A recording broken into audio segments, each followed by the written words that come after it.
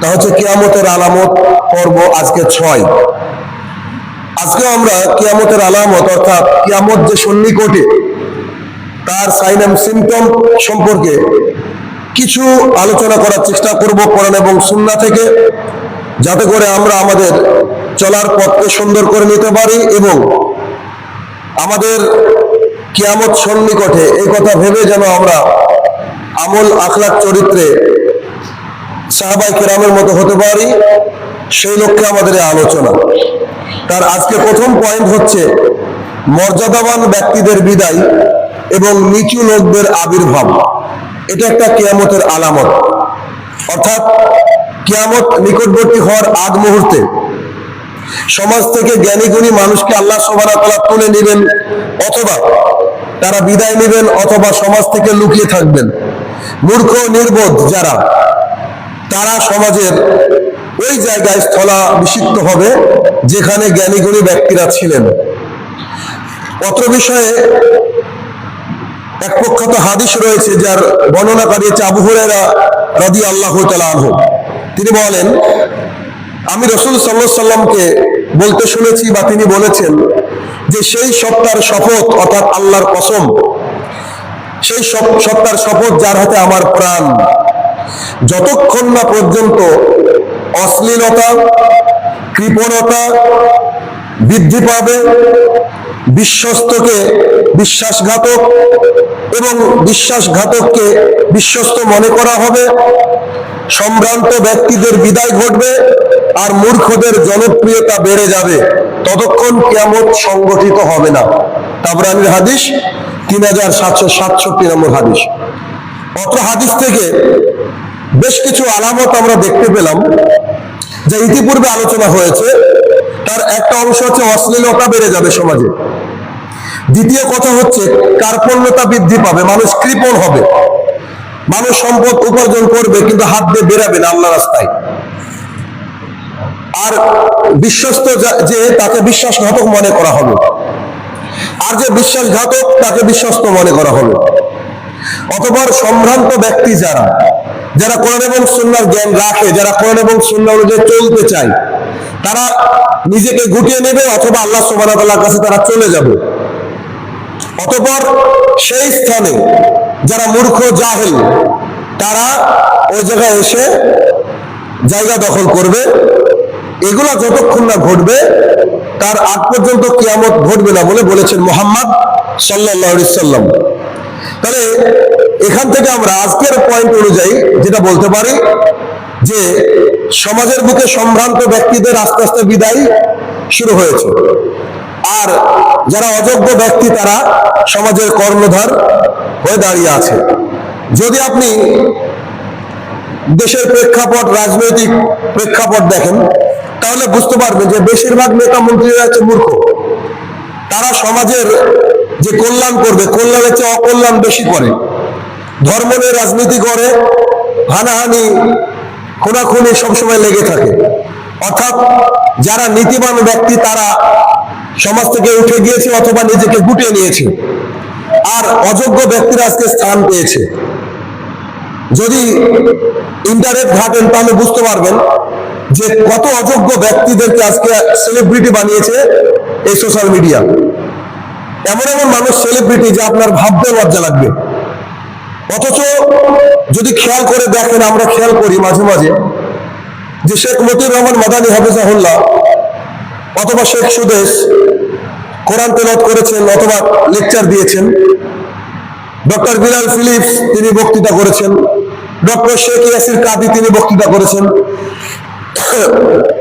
এরকম করে বিভিন্ন উলেমায়ে দ্বীন যিনারা দিনের পর দিন ইসলামের খেদমত করে যাচ্ছেন, তাদের বক্তৃতা শোনার জন্য আমরা যখন যাই তখন দেখতে পাই যে সোশ্যাল মিডিয়া যে প্ল্যাটফর্ম, সেখানে 4 বছর 5 বছর 7 বছর আগের বক্তৃতা 100 জন 200 জন 1000 5000 লোক দেখেছে।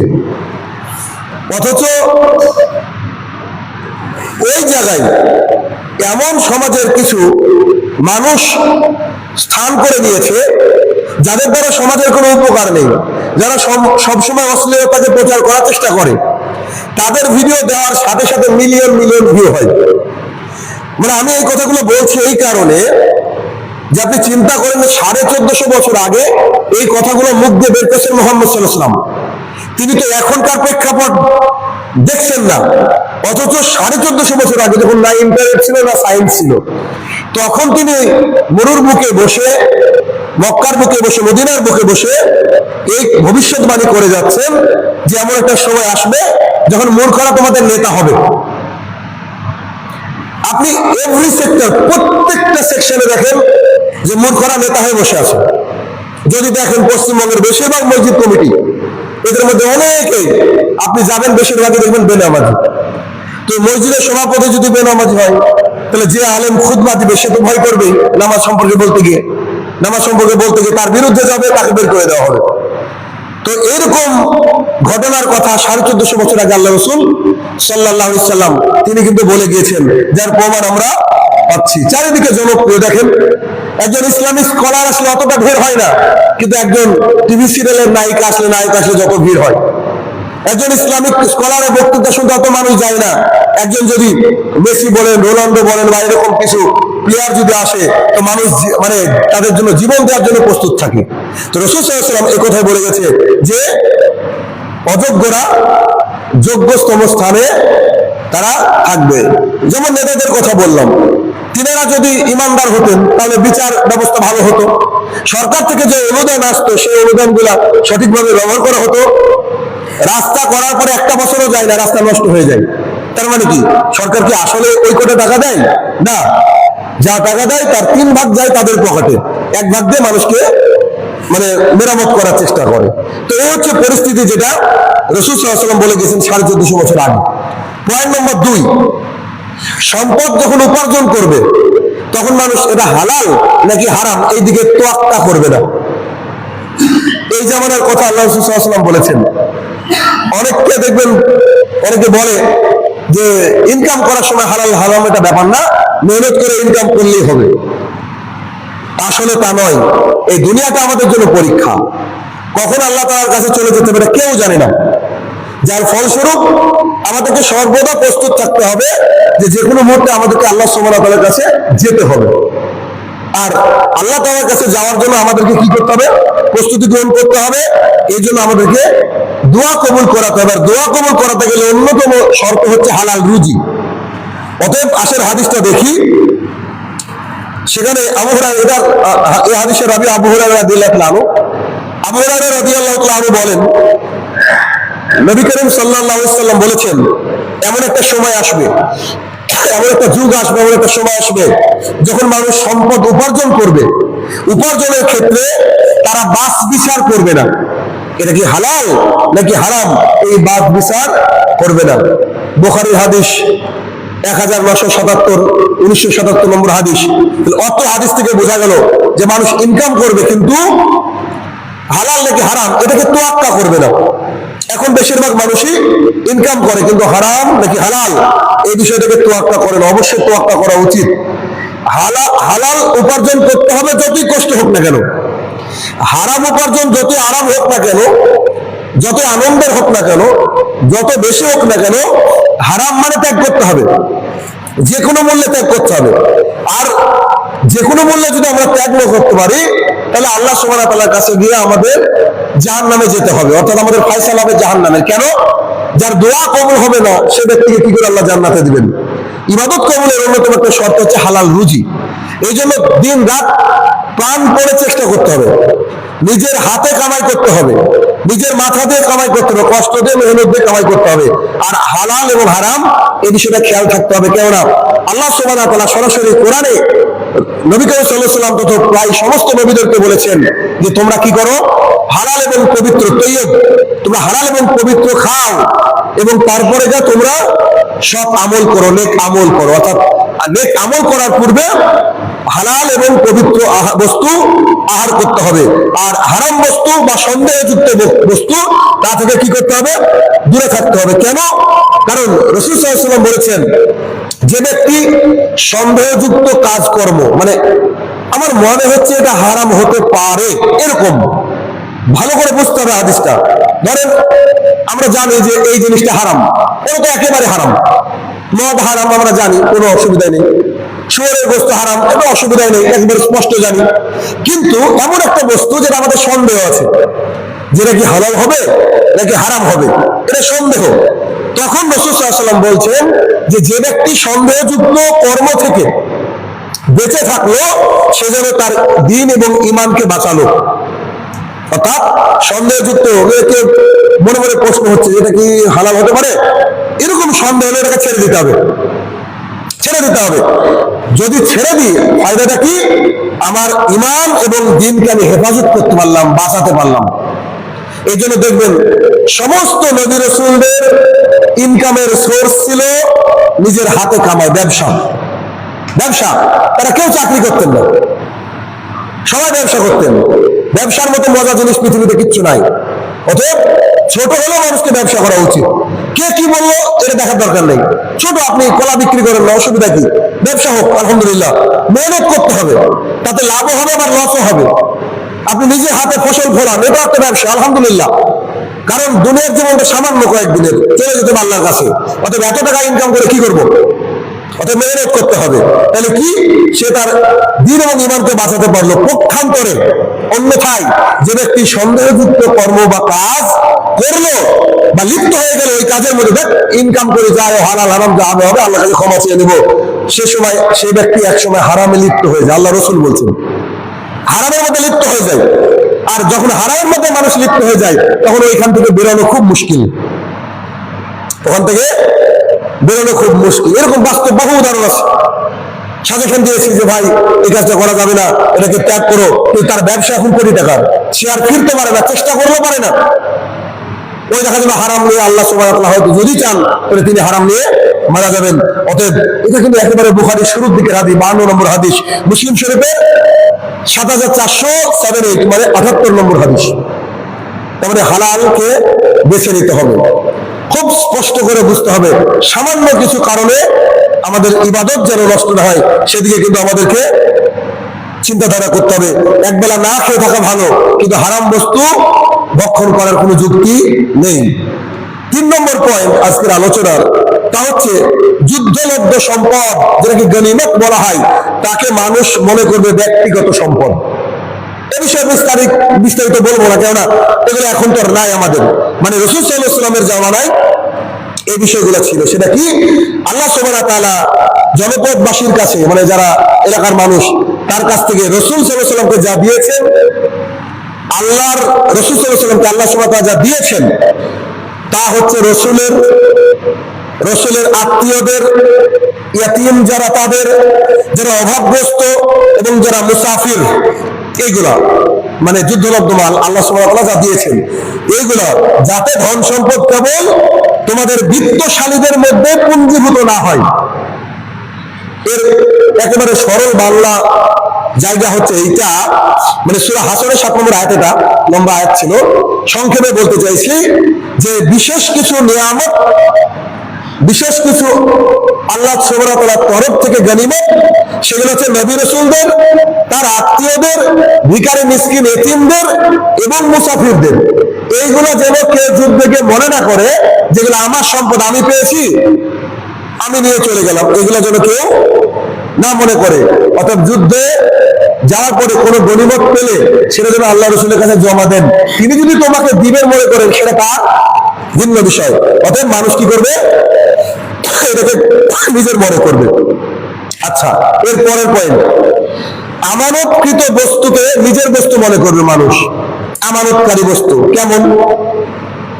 সেটা হচ্ছে, সাপোজ ধরেন আপনার কাছে আমি বললাম আমার এই বাইকটা আপনি রাখেন, আমি 5 দিন থাকবো না, আপনি বাইকটা রেখে দেন। এখন আপনি এই বাইকটা চড়ে বেড়ালেন, তেলও পুরলেন, তেলও ঢুকিয়ে দিলেন, তারপর আপনি আমানতের খেয়ানত করলেন। কেন? কারণ আপনাকে আমি অনুমতি দিইনি ব্যবহার করার, এটা যে আমানতের খেয়ানত হয়ে গেল। আমি যদি আপনাকে বলতাম যে আপনি বাইকটা রাখেন, যেখানে খুশি যান, তাহলে ঠিক ছিল। আপনি ক্যাশিয়ার, ধরেন কোন প্রতিষ্ঠানের, মসজিদের, যেখানকার খুশি, আপনার কাছে টাকা রাখা হলো, আপনি মনে করলেন এটা আমারই টাকা, আমি আমার মতো করে ইউজ করি, না, জায়েজ নয়। আল্লাহ সুবহানাহু ওয়া তাআলা সূরা নিসার 18 নম্বর আয়াতে এই কথাই বলেছেন যে নিশ্চয়ই আল্লাহ তোমাদেরকে নির্দেশ দিয়েছেন বা দিচ্ছেন যে কি, তোমরা যেন আমানত সমূহ যা তোমাদের কাছে রাখা হবে যথাযথ তা প্রাপকের কাছে পৌঁছে দাও। আমানত কি শুধু টাকা? কথাবার্তাও আমানত হতে পারে। দেখবেন অনেকে বলে যে ভাই আপনার কাছে যে কথাটা বলছি এটা কিন্তু আমানত, অর্থাৎ এই কথা কিন্তু অন্য কাউকে বলা যাবে না। অর্থাৎ যে আমানত, এই আমানতের খেয়ানত করা যাবে না।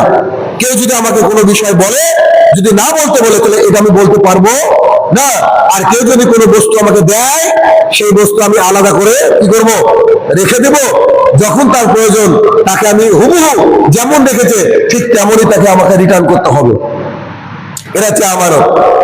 আর এই আমানতটা একসময় মানুষ কি করবে, নিজের বস্তু মনে করবে, নিজের মনে করবে। অতএব এই বিষয়ে খুবই সাবধানতা অবলম্বন করতে হবে। এর পরের পয়েন্ট হচ্ছে জাকাত আদায়কে মানুষ মনে করবে জরিমানা। জাকাত আদায়কে কি মনে করবে? জরিমানা। কেমন? আমি নিজে ইনকাম করলাম, নিজে মেহনত করলাম, আবার 100 টাকা 2.5 টাকা জাকাত দিব, এটাকে জরিমানা মনে করবে। যাদের জাকাত তো অনেক বেশিরভাগ মানুষেরও হয় না, কিন্তু যাদের হয় তারাও সঠিকভাবে কি করে না, আদায় করতে পারে না।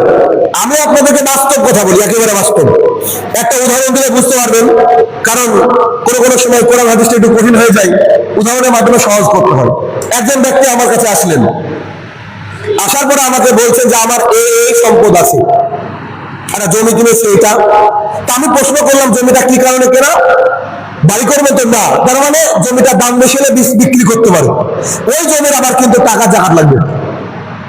তো আমাকে তার ব্যবসা সম্পর্কে বললো, বলার পরে আমি তাকে জাকাত বের করে দিলাম মোটামুটি ভাবে 1,27,000 বা 25,000 টাকা, 1,20,000, অনেকদিন আগের কথা মনে নাই। তো এখন তার বড় ব্যবসা, সে ভাবছে 1,25,000-30,000 টাকা জাকাত, তো চারটেখানি বা বললাম।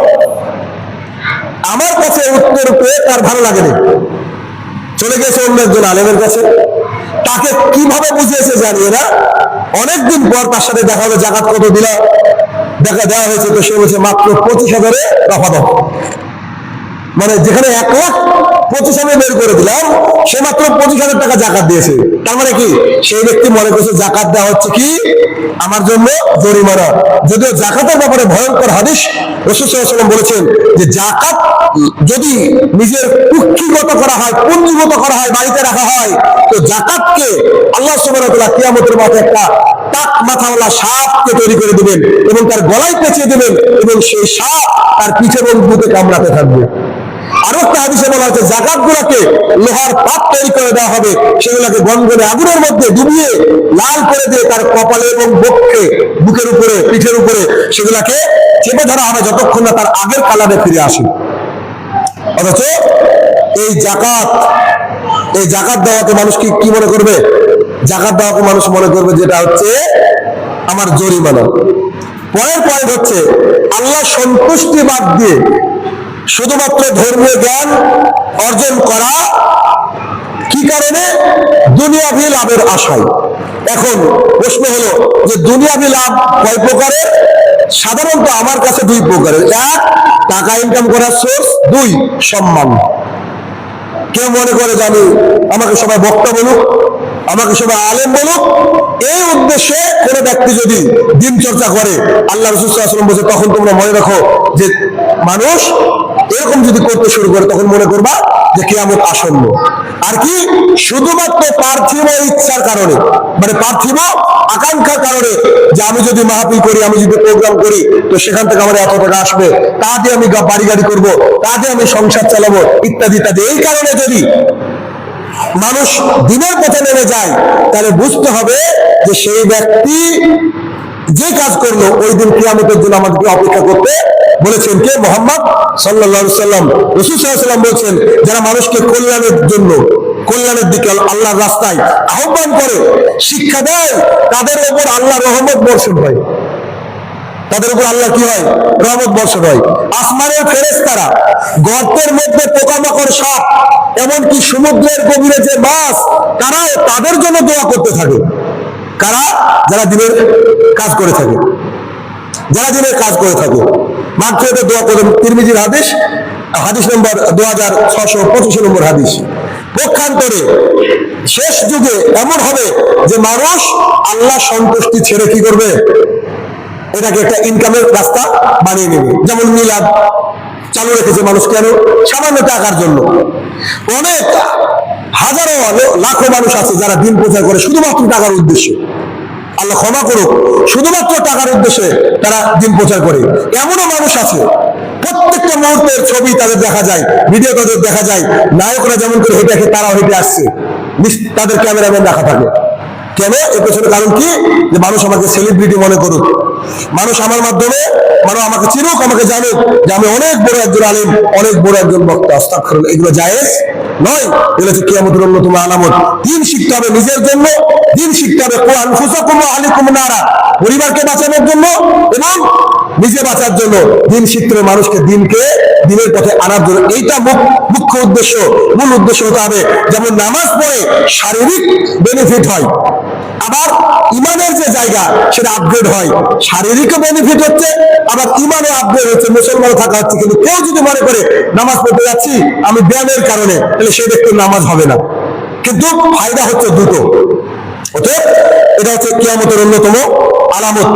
এরকম করে বেশ কিছু আলামতের কথা রাসূল সাল্লাল্লাহু আলাইহি ওয়াসাল্লাম বলেছেন, যা যদি আমি একটা হাদিসে সামারাইজ করার চেষ্টা করি, যে একটা হাদিসেই অনেকগুলো আলামতের কথা বলেছে, তা একটু আমি বলার চেষ্টা করব। আর তা হচ্ছে, আবু হুরায়রা রাদিয়াল্লাহু তাআলা আনহু বলেন, রাসূল সাল্লাল্লাহু আলাইহি ওয়াসাল্লাম বলেছেন যে যুদ্ধলব্ধ সম্পদকে মানুষ নিজের সম্পদ মনে করবে, যেটা বললাম। এক হাদিসে কত আলামত দেখেন। 2, আমানতকে নিজের ব্যক্তিগত বস্তু মনে করবে বা জিনিস মনে করবে। 3, যাকাতকে জরিমানা মনে করবে। 4, পার্থিব উদ্দেশ্যে ধর্মীয় জ্ঞান অর্জন করবে। 5, মায়ের অবাধ্য হয়ে স্ত্রীকে সন্তুষ্ট করবে, মায়ের অবাধ্য হয়ে স্ত্রীকে সন্তুষ্ট করবে। 6, পিতাকে দূরে ফেলে দেবে, দিয়ে বন্ধু বান্ধবকে কাছে টানবে, পিতাকে দূরে ফেলে দিয়ে বন্ধু বান্ধব তার কাছে আপন হয়ে যাবে। 7, মসজিদের ভেতরে উচ্চ স্বরে মানুষ চিৎকার করবে, বিনা কারণে মসজিদের মধ্যে হয়ে হট্টগোল চিৎকার করবে। 8, পাপাচারীর হাতে কর্তৃত্ব চলে যাবে, মানে যারা পাপের মধ্যে নিমজ্জিত তাদের হাতে কর্তৃত্ব চলে যাবে, অর্থাৎ তারা যা করবে তাই, যেটা একেবারে বাস্তব প্রমাণ, আপনারা সব জানেন। 9, জাতির নেতৃত্ব দেবে সর্বনিকৃষ্ট ব্যক্তি, সবচেয়ে নিকৃষ্ট ব্যক্তি জাতির নেতৃত্ব দেবে। 10, খারাপ লোকদের হাতে, মানে খারাপ লোকদেরকে তাদের অনিষ্ট থেকে বাঁচার জন্য তাদেরকে সম্মান করা হবে। এটা আমরা সবাই জানি যে খারাপ লোকদেরকে বিনা কারণে সম্মান করে মানুষ। কি কারণে করে? না করে একজন নেতাকে দেখে আমরা সালাম দিই, বা একজন নেতাকে দেখে আমরা বলি কোথায় যাচ্ছেন, কেমন যাচ্ছে, কি ব্যাপার, তাদের সাথে আমরা কথা বলি। কি কারণে? কারণ তাদের সাথে কথা না বলে সে আবার কোনো ক্ষতি করবে, এই জন্য। আসলে তাদেরকে কেউ সম্মান করে না, কেউ সম্মান করে না। তার প্রমাণ দেখলেন বাংলাদেশে যারা এত বড় বড় নেতা, যে ক্ষমতাচ্যুত হয়ে গেছে, জনগণ মারার জন্য পেরে রেখেছে। আমরা বুঝতে হবে এদেরকে কেউ ভালোবাসে না, যেটুকু সম্মান করে যাতে করে তারা আমাদের কোনো ক্ষতি না করে তার জন্য, বিনা কারণে ওদেরকে দেখবেন কেউ সম্মান করে না।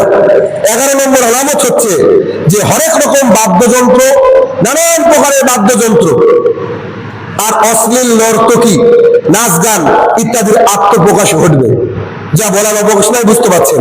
12, ব্যাপক হারে মদ পান বেড়ে যাবে। আজ সৌদি আরবের বিভিন্ন প্রান্তে, মানে সৌদি মানে মক্কা মদিনা সৌদি ভাবেন না, সৌদি মানে বহু 25-26টা দেশ মিলে সৌদি। তো এই যেমন দুবাই, কাতার, বাহরেন, এগুলো সৌদির অন্তর্ভুক্ত। তো সেসব দেশে দেখবেন প্রকাশ্যে মদ বিক্রি হয়। আমাদের এখানে তো হয়, সেখানে বিভিন্ন জায়গায় মদ বিক্রি হচ্ছে নানান কারণে। রাসূল সাল্লাল্লাহু আলাইহি ওয়াসাল্লাম 1450 বছর আগে বলে গেছেন যে ব্যাপক হারে মদ পান বেড়ে যাবে। 13, পূর্ববর্তীরা, মানে পরবর্তীরা পূর্ববর্তীদেরকে গালি দিবে, মানে বর্তমান জামানার লোক আগের জামানার লোকগুলোকে গালি দিবে, অভিশাপ করবে, তারা কি করে গেছে, তারা কি করে গেছে, এই কথা বলবে।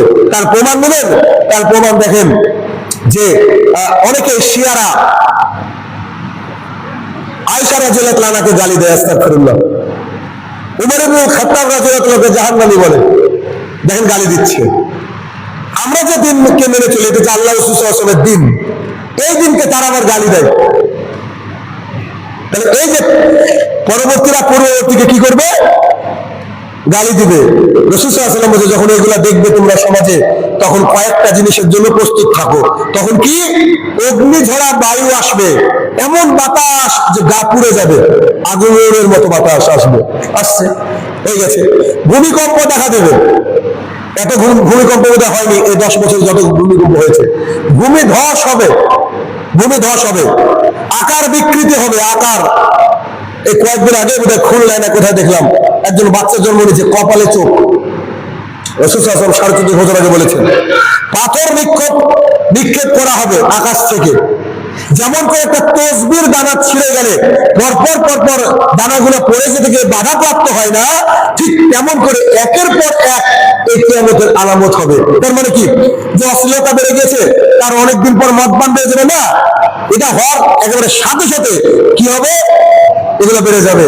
তিরমিজির হাদিস 2211 অর্থাৎ 2211 নম্বর হাদিস। আল্লাহ সুবহানাহু ওয়া তাআলা আমাদেরকে এই বিষয়গুলোকে মেনে ঈমানের সেই অনুযায়ী আমল, যেমন করে সাহাবায়ে কেরাম আমল এনেছেন, আমল করেছেন, তেমন করে আমল আল্লাহ তৌফিক দান করুক। আল্লাহুম্মা আমিন। আলহামদুলিল্লাহি ওয়াহদাহু ওয়াসসালাতু ওয়াসসালামু আলা মান লা নাবিয়্যা বা'দাহু, আম্মা বা'দ। পরবর্তী আলামত, কিয়ামতের পরপর 4টা আলামতের কথা বলবো এখানে। সেটা হচ্ছে 1, ব্যভিচার, জিনা ব্যভিচার। 2, রেশমি কাপড়। 3, মদ পান, নেশাদার দ্রব্য পান। 4, গান বাজনা। এই সবগুলাকে বৈধ মনে করা হবে। 1, জিনা ব্যভিচার। 2, রেশমি পোশাক। 3, মদ পান। 4, গান বাজনাকে, এগুলোকে বৈধ মনে করা হবে। আর মনে করা হয়, এগুলোকে একটাকে হারাম মনে করে না বর্তমান সমাজে। দেখেন আপনি খেয়াল করলে বুঝতে পারবেন। কিন্তু এগুলোকে কি মনে করা হয়? এগুলোকে হালাল মনে করা হয়, প্রত্যেকটাকে হালাল মনে করা হয়, অথচ এগুলো সবগুলো কি? সবগুলো আছে হারাম, সবগুলো হারাম। এ বিষয়ে অনেক হাদিস আছে। সামান্য হয়তো আমি একটা হাদিস বা দুটো হাদিস আপনাদের সামনে পেশ করব। তা হচ্ছে আবু মালিক আশআরী রাদিয়াল্লাহু তাআলা আনহু বলেন, নবী করিম সাল্লাল্লাহু আলাইহি সাল্লাম বলেছেন, বর্ণনাকারী হচ্ছেন আবু মালিক আশআরী রাদিয়াল্লাহু তাআলা আনহু, রাসূল সাল্লাল্লাহু আলাইহি সাল্লাম বলেছেন, অবশ্যই আমার উম্মতের মধ্যে এমন একদল লোকের আবির্ভাব হবে, এমন একদল লোক আসবে যারা অবৈধ যৌন ক্রিয়া অর্থাৎ ব্যভিচার, রেশমি কাপড় পরা, মদ পান এবং গান বাজনাকে হালাল মনে করবে, এগুলোকে হালাল মনে করবে। আর একদল উঁচু পাহাড়ের পাদদেশে মানে নিচে মেষ পাল নিয়ে অবতরণ করবে, তার পশু নিয়ে পাহাড়ের নিচে চলে যাবে। কি কারণে চলে যাবে? একদল সমাজে এরকম অন্যায় করতে থাকবে, তারা ঈমান বাঁচানোর জন্য চলে যাবে। ইতিমধ্যে তাদের কাছে কিছু ভিক্ষুক আসবে সাহায্যের জন্য, এসে বলবে যে আমাদেরকে কিছু দান করেন। তারা বলবে আগামীকাল এসো, আগামীকাল এসো। কিন্তু তাদের অধিকাংশকে আল্লাহ সুবহানাহু ওয়া তাআলা রাতে ধ্বংস করে দেবেন, তাদের অধিকাংশকে রাতে ধ্বংস করে দেবেন। উঁচু পাহাড়ের উপর, যে উঁচু পাহাড়, যে এই যে যার পাদদেশে তারা ছিল, সেই পাহাড় তাদের উপরে মানে ফেলে দেওয়া হবে, পাহাড়কে তাদের উপরে ফেলে দেওয়া হবে। আর যারা বেঁচে যাবে আল্লাহ সুবহানাহু ওয়া তাআলা তাদেরকে কিয়ামত পর্যন্ত শূকর, বানর ইত্যাদিতে রূপ ধারণ করে রেখে দেবে। কত কঠিন হাদিস, চিন্তা করেন। বুখারী হাদিস 5268 নম্বর হাদিস। তার মানে কিয়ামতের পূর্বে এই 4টে আলামতের কথা বললাম, এই 4টে আলামত কি হবে? এটাকে মানুষ হালাল মনে করবে। আর হালাল মনে করার সাথে সাথে সেগুলাকে তারা চর্চাও করবে, সঙ্গীত চর্চা করবে, এগুলোকে কিছু মনে করবে না। আর যখন এমন পরিস্থিতি হবে, আল্লাহ সুবহানাহু ওয়া তাআলা কি করবে? পাহাড়কে ফেলে দিয়ে ধ্বংস করে দেবে, এবং যারা বেঁচে থাকবে অন্যায় অবিচার যারা করবে তাদেরকে আল্লাহ সুবহানাহু ওয়া তাআলা কিয়ামত পর্যন্ত শূকর, বানর ইত্যাদি করে রূপান্তর করে রেখে দেবে। তাহলে কতই না নিকৃষ্ট হবে সেই সব ব্যক্তি, চিন্তা করেন। আজকে মুসলমানের বাচ্চাদেরকে বললে যদি বলে জেনারা বিচারে কাছে দেন না, এগুলো কিছু মনেই করে না। আজকে মুসলমানের বাচ্চাকে যদি বলা হয় যে আপনারা নেশাদার দ্রব্য পান করিয়েন না, এগুলো কিছু মনেই করে না। এমন কোন মানুষ নেই যে সমাজে যে গান শুনে না, নাই বললেই চলে, অথচ এই গানকে হারাম এটাকে বলা হচ্ছে রেশমের পোশাক, অহংকার বশত বলা হয়। এখানে রাসূল সাল্লাল্লাহু আলাইহি ওয়াসাল্লাম 1450 বছর আগে কি বলা হয়েছে, এগুলোকে হারাম করেছেন।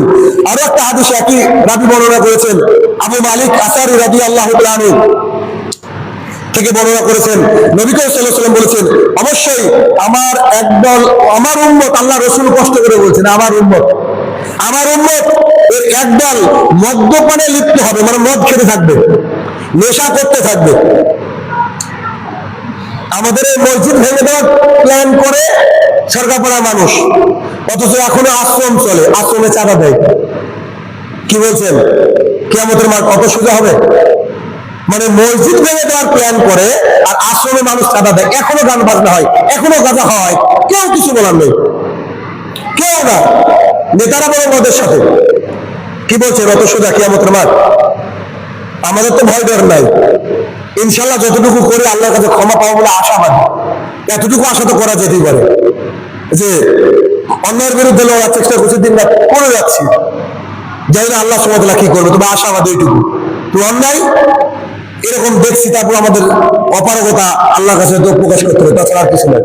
তাহলে কি আমার একদল মানুষ কি করবে, মদ্যপানে লিপ্ত হবে।